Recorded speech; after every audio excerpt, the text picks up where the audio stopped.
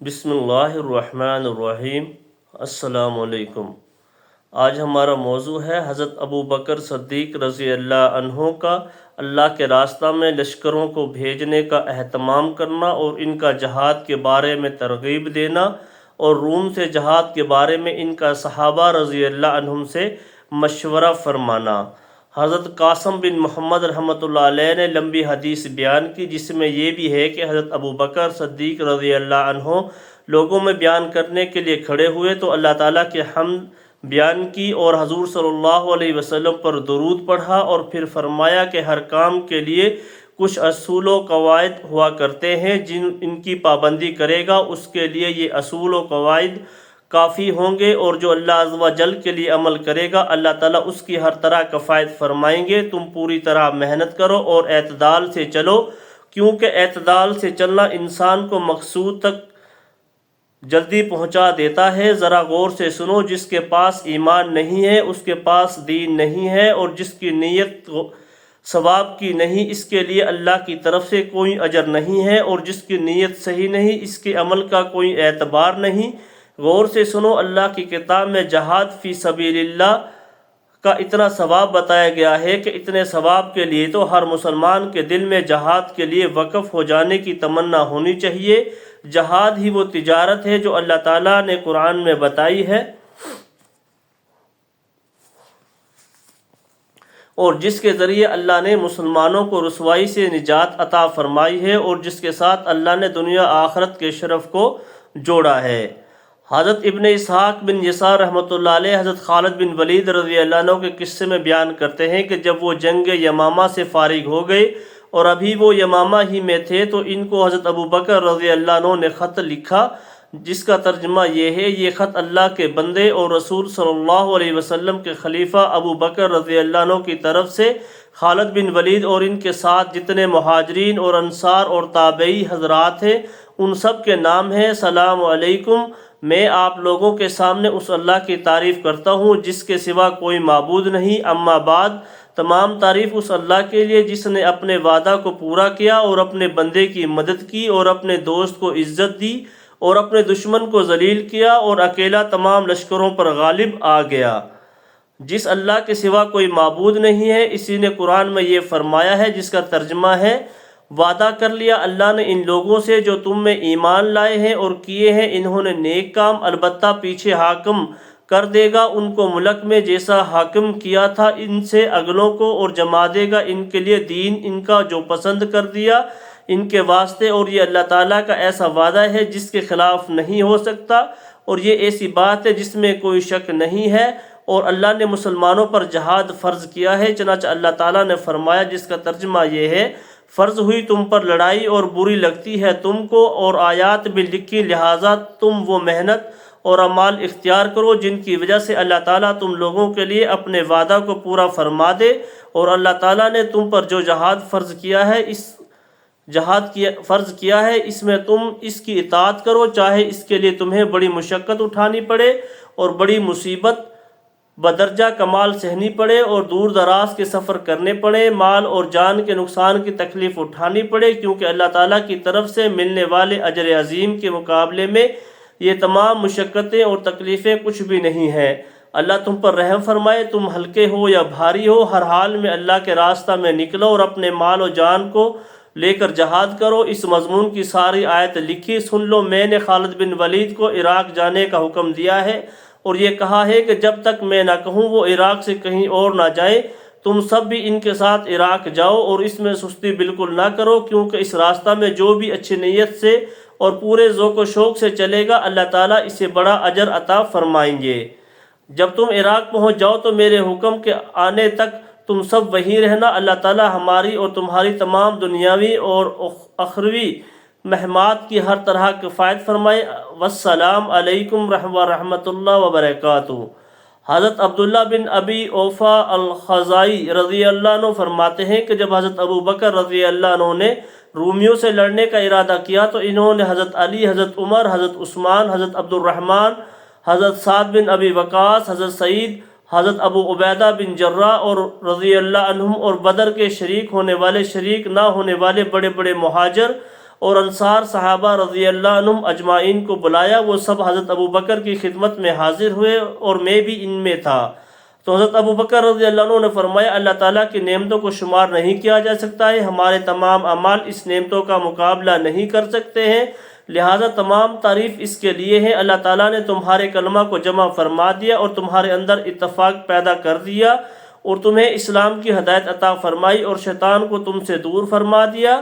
اب شیطان کو نہ تو اس بات کی امید ہے کہ تم اللہ کے ساتھ کسی کو شریک کرو گے اور نہ اس بات کی امید ہے کہ تم اس کے علاوہ کسی اور کو معبود بناؤ گے۔ چنانچہ آج تمام عرب ایک ماں باپ کی اولاد کی طرح ہیں۔ میرا یہ خیال ہو رہا ہے کہ میں مسلمانوں کو رومیوں سے لڑنے کے لیے شام بھیج دوں تاکہ اللہ تعالیٰ مسلمانوں کی تائید فرمائے اور اپنے کلمہ کو بلند فرمائے، اور اس میں مسلمانوں کو بہت بڑا حصہ شہادت کا اور اجر و ثواب کا ملے گا، کیونکہ ان میں سے جو اس لڑائی میں مارا جائے گا وہ شہید ہو کر مرے گا، اور جو اللہ کے ہاں ہے وہ نیک لوگوں کے لیے بہتر ہے، اور جو زندہ رہے گا وہ دین کا دفاع کرتے ہوئے زندگی گزارے گا اور اسے اللہ کی طرف سے مجاہدین کا ثواب ملے گا۔ یہ تو میری رائے ہے، اب آپ میں سے ہر آدمی اپنی رائے بتائے۔ چنانچہ حضرت عمر رضی اللہ عنہ نے کھڑے ہو کر فرمایا تمام تعریف اس اللہ کے لیے جو اپنی مخلوق میں سے جسے چاہے کسی خیر کے ساتھ خصوصیت سے نواز دے۔ اللہ کی قسم جب بھی کسی نیکی کے کام میں ہم نے ایک دوسرے سے آگے بڑھنے کی کوشش کی آپ ہم سے ہمیشہ اس نیکی میں بڑھ گئے۔ یہ اللہ کا فضل ہے، وہ جسے چاہتے ہیں اسے عطا فرماتے ہیں اور اللہ بڑے فضل والے ہیں۔ میرے دل میں بھی یہی خیال آیا تھا اور میرا ارادہ تھا کہ میں آپ سے ملاقات کر کے آپ سے اس کا ذکر کروں، لیکن اللہ تعالیٰ نے یہی مقدر فرما رکھا تھا کہ آپ ہی اس کا پہلے ذکر کریں۔ آپ کی رائے بالکل ٹھیک ہے، اللہ تعالیٰ آپ کو ہمیشہ رشد و ہدایت کے راستہ پر چلائے۔ آپ گھوڑے سواروں کی جماعتیں آگے پیچھے مسلسل بھیجیں اور پیدل دستوں کو بھی مسلسل بھیجیں۔ غرضی کا لشکر کے پیچھے لشکر روانہ فرمائیں۔ اللہ تعالیٰ اپنے دین کی ضرور مدد فرمائیں گے اور اسلام اور اہل اسلام کو ضرور عزت عطا فرمائیں گے۔ پھر حضرت عبد الرحمن بن عوف رضی اللہ عنہ نے کھڑے ہو کر کہا اے خلیفہ رسول اللہ، یہ رومی ہیں اور یہ بنو الصفر ہیں، یہ تیز دھار والے لوہے اور مضبوط ستون کی طرح ہیں۔ میں اسے مناسب نہیں سمجھتا ہوں کہ ہم سب ان میں بے سوچے سمجھے ایک دم گھس جائیں، بلکہ میرا خیال یہ ہے کہ ہم گھوڑے سواروں کی ایک جماعت بھیجیں جو ان کے ملک کے اطراف پر اچانک شب و خون ماریں اور پھر آپ کے پاس واپس آ جائیں۔ جب وہ اس طرح کئی دفعہ کر لیں گے تو اس طرح وہ رومیوں کو کافی نقصان بھی کر چکے ہوں گے اور ان کے کنارے بہت سے علاقوں پر قبضہ بھی کر لیں گے۔ اس طرح وہ رومی اپنے دشمنوں یعنی مسلمانوں سے تک ہار کر بیٹھ جائیں گے۔ اس کے بعد آپ آدمی بھیج کر یمن کے اور قبیلہ ربیہ و مضر کے آخری علاقوں کے مسلمانوں کو اپنے ہاں جمع کریں۔ اس کے بعد اگر آپ مناسب سمجھیں تو اس لشکر کو لے کر آپ خود رومیوں پر حملہ آور ہوں یا ان کو کسی کے ساتھ بھیج دیں اور خود مدینہ میں ٹھہرے رہیں۔ اس کے بعد حضرت عبد الرحمن خاموش ہو گئے اور باقی لوگ بھی خاموش رہے۔ حضرت ابو بکر رضی اللہ عنہ نے فرمایا آپ لوگوں کی کیا رائے ہے؟ اس پر حضرت عثمان بن عفان رضی اللہ عنہ نے کہا میری رائے یہ ہے کہ آپ اس دین اسلام والوں کے بڑے خیر خواہ ہیں، ان کے لیے بڑے شفیق ہیں۔ جب آپ کو اپنی رائے میں عام مسلمانوں کے لیے فائدہ نظر آ رہا ہے تو آپ بے کھٹک اس پر پوری طرح عمل کریں، کیونکہ آپ کے بارے میں ہم کسی کو کوئی بدگمانی نہیں ہے۔ اس پر حضرت طلحہ رضی اللہ عنہ، حضرت زبیر، حضرت سعد، حضرت ابو عبیدہ، حضرت سعید بن زید اور مہاجرین و انصار اس مجلس میں موجود تھے۔ ان سب نے کہا کہ حضرت عثمان رضی اللہ عنہ درست فرما رہے ہیں، جو آپ کی رائے ہے آپ اس پر ضرور عمل کریں، کیونکہ ہم نہ تو آپ کی مخالفت کرتے ہیں اور نہ آپ پر کوئی الزام لگا سکتے ہیں، اور اسی طرح کی اور باتیں کی۔ ان لوگوں میں حضرت علی رضی اللہ عنہ بھی موجود تھے لیکن وہ خاموش تھے، انہوں نے ابھی تک کچھ نہیں کہا تھا۔ تو حضرت ابو بکر رضی اللہ عنہ نے ان سے فرمایا اے ابو الحسن تمہاری کیا رائے ہے؟ انہوں نے کہا میری رائے یہ ہے کہ چاہے آپ خود ان کے پاس جائیں چاہے کسی اور کو ان کے پاس بھیج دیں، انشاءاللہ اللہ تعالیٰ کامیابی آپ کی ہی ہوگی، آپ کی مدد ضرور ہوگی۔ حضرت ابو بکر نے فرمایا اللہ تعالیٰ تمہیں خیر کی بشارت دے، یہ تمہیں کہاں سے پتہ چل گیا کہ جتنا تو ہمیں ہی ہے اور ہماری مدد ضرور ہوگی۔ حضرت علی رضی اللہ عنہ نے کہا میں نے حضور صلی اللہ علیہ وسلم کو فرماتے ہوئے سنا کہ یہ دین اپنے دشمنوں پر غالب آ کر رہے گا یہاں تک کہ یہ دین مضبوطی سے کھڑا ہو جائے گا اور دین والوں کو غلبہ مل جائے گا۔ حضرت ابو بکر رضی اللہ عنہ تعجب سے فرمایا سبحان اللہ، یہ حدیث کتنی عمدہ ہے۔ تم نے یہ حدیث سنا کر مجھے خوش کر دیا، اللہ تمہیں ہمیشہ خوش رکھے۔ پھر حضرت ابو بکر رضی اللہ عنہ لوگوں میں بیان کرنے کے لیے کھڑے ہوئے اور اللہ کی شان کے مناسب حمد و ثنا بیان کی اور حضور پر درود بھیجا۔ اس کے بعد فرمایا، اے لوگو، اللہ تعالیٰ نے تمہیں نعمت اسلام عطا فرمائی اور جہاد کا حکم دیا، تمہیں اعزاز بخشا، یہ دین دے کر تمہیں تمام دینوں پر فضیلت عطا فرمائی۔ اے اللہ کے بندو، شام میں جا کر رومیوں سے غزوہ کرنے کے لیے تیار ہو جاؤ۔ میں تمہارے لیے بہت سے امیر مقرر کروں گا اور انہیں الگ الگ جھنڈے باندھ کر دوں گا۔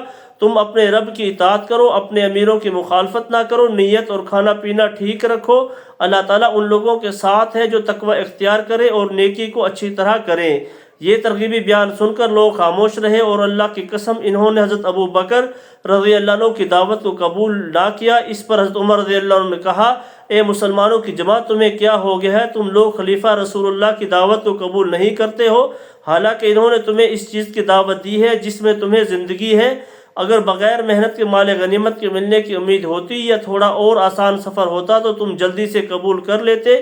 اس موقع پر حضرت عمر نے استعمال کیے جو قرآن مجید میں اللہ تعالیٰ نے منافقوں کے لیے استعمال فرمائے ہیں۔ اس پر حضرت عمرو بن سعید رضی اللہ عنہ نے کھڑے ہو کر کہا، اے ابن الخطاب، کیا تم ہمارے بارے میں منافقوں والی مثالیں استعمال کرتے ہو؟ تم جو ہم پر اعتراض کر رہے ہو کہ ہم نے حضرت ابو بکر رضی اللہ عنہ کی دعوت کو قبول نہیں کیا، تو تم ان کی دعوت قبول کرنے میں پہل کیوں نہیں کی؟ حضرت عمر نے کہا، حضرت ابو بکر کو اچھی طرح سے معلوم ہے کہ اگر یہ مجھے دعوت دیتے تو میں ضرور قبول کر لیتا، اگر یہ مجھے غزوہ میں بھیجتے تو میں ضرور چلا جاتا۔ حضرت عمر بن سعید نے کہا، اگر ہم غزوہ میں جائیں گے تو تمہاری وجہ سے نہیں جائیں گے، ہم تو اللہ کے لیے جائیں گے۔ حضرت عمر نے کہا، اللہ تعالیٰ تمہیں توفیق عطا فرمائے، تم نے بہت عمدہ بات کہی۔ حضرت ابو بکر رضی اللہ عنہ نے حضرت عمر رضی اللہ عنہ سے فرمایا، آپ بیٹھ جائیں، اللہ آپ پر رحم فرمائے۔ تم نے حضرت عمر سے جو الفاظ سنے ہیں، اس سے حضرت عمر کی مراد کسی مسلمان کو تکلیف پہنچانا یا ڈانٹنا نہیں ہے، بلکہ ان کا مقصد یہ تھا کہ جو لوگ سست ہو کر زمین سے چمٹے جا رہے ہیں، ان میں جہاد کے لیے جانے کا ابھارا اور شوق پیدا ہو جائے۔ اس کے بعد حضرت خالد بن سعید رضی اللہ عنہ نے کھڑے ہو کر کہا، خلیفہ رسول اللہ ٹھیک کہہ رہے ہیں، اے میرے بھائی عمر بن سعید، تم بیٹھ جاؤ۔ چنانچہ وہ بیٹھ گئے۔ پھر حضرت خالد رضی اللہ عنہ نے کہا، تمام تعریف اس اللہ کے لیے جس کے سوا کوئی معبود نہیں، جس نے حضرت محمد صلی اللہ علیہ وسلم کو ہدایت دین حق دے کر بھیجا تاکہ اس دین کو تمام دینوں پر غالب کر دے، اگرچہ یہ بات مشرکوں کو ناگوار لگے۔ تمام تعریف اس اللہ کے لیے ہے جو اپنے وعدہ کو پورے کرنے والا اور اپنے وعدہ کو ظاہر اور غالب کرنے والا اور اپنے دشمن کو ہلاک کرنے والا ہے۔ نہ ہم آپ کی مخالفت کرنے والے ہیں اور نہ ہمارا آپس میں کوئی اختلاف ہے۔ آپ بڑے خیر خواہ شفیق والی ہیں، آپ ہمیں جب نکلنے کو کہیں گے ہم اسی وقت نکل جائیں گے، اور جب آپ ہمیں کوئی حکم دیں گے ہم آپ کے حکم کے اس حکم کو مانیں گے۔ حضرت ابو بکر خالد کی اس بات پر بڑے خوش ہوئے اور ان سے فرمایا، اے بھائی اور دوست، جزاک اللہ خیر، تم اپنے شوق سے مسلمان ہوئے، تم نے ثواب کے نیت سے ہجرت کی، تم اپنا دین لے کر کافروں سے بھاگے تاکہ اللہ اور اس کے رسول راضی ہو جائیں اور ان کا کلمہ بلند ہو جائے۔ اب تم ہی لوگوں کے امیر ہو گئے، اللہ تم پر رحمت نازل فرمائے، تم چلو۔ یہ کہہ کر حضرت ابو بکر رضی اللہ عنہ ممبر سے نیچے تشریف لے آئے اور حضرت خالد بن سعید نے واپس آ کر سفر کی تیاری شروع کر دی۔ حضرت ابو بکر نے حضرت بلال رضی اللہ عنہ سے کہا کہ لوگوں میں اعلان کر دو کہ اے لوگوں، شام میں رومیوں سے جہاد کے لیے چل پڑو۔ اور لوگ یہی سمجھ رہے تھے کہ ان کے امیر خالد بن سعید ہیں، ان کی امارت میں کسی کو شک نہیں تھا۔ حضرت خالد سب سے پہلے لشکر گاہ پہنچ گئے، پھر روزانہ 10 20 30 40 50 100 ہو کر لوگ لشکر گاہ میں جمع ہوتے رہے، یہاں تک کہ کافی بڑی تعداد جمع ہو گئی۔ حضرت ابو بکر رضی اللہ عنہ چند صحابہ رضی اللہ عنہ کو ساتھ لے کر اس لشکر کے پاس تشریف لائے۔ انہیں وہاں مسلمانوں کی اچھی تعداد نظر آئی، لیکن انہوں نے رومیوں سے جنگ کے لیے اس تعداد کو کافی نہ سمجھا اور اپنے ساتھیوں سے فرمایا، اگر میں مسلمانوں کی اتنی ہی تعداد کو رومیوں سے مقابلہ کے لیے شام بھیج دوں تو اس بارے میں آپ لوگوں کی کیا رائے ہے؟ حضرت عمر نے کہا کہ میں تو بنو الاصفر رومیوں کے لشکروں کے لیے اتنی تعداد کو کافی نہیں سمجھتا ہوں۔ حضرت ابو بکر رضی اللہ عنہ دوسرے حضرات سے پوچھا، آپ لوگوں کا اس بارے میں کیا خیال ہے؟ ان سب نے کہا کہ حضرت عمر نے جو کہا ہمارا بھی وہی خیال ہے۔ حضرت ابو بکر نے کہا، کیا میں یمن والوں کو خط نہ لکھ دوں جس میں ہم انہیں جہاد کی دعوت دیں اور اس کے ثواب کی ترغیب دیں؟ حضرت ابو بکر رضی اللہ عنہ نے تمام ساتھیوں نے اسے مناسب سمجھا اور حضرت ابو بکر سے کہا، جی ہاں، جو آپ کی رائے ہے آپ اس پر ضرور عمل کریں۔ چنانچہ انہوں نے یہ خط لکھا۔ جو پڑھا اللہ تعالیٰ عمل کی توفیق عطا فرمائے۔